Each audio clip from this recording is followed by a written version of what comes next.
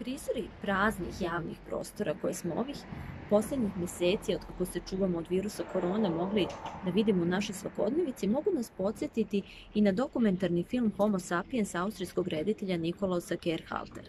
Upravo ovaj film iz 2016. godine bit će prikazan ponovo na online festivalu evropskog filma koji organizuje EU Infocentar, a kome se i Austrijski kulturni forum pridružuje.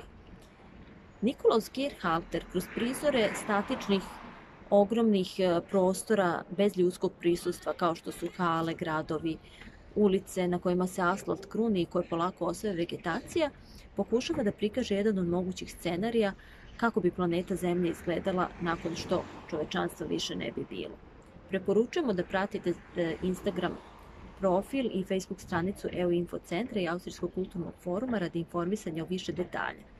Ostanite kod kuće, čuvajte se i pratite nas.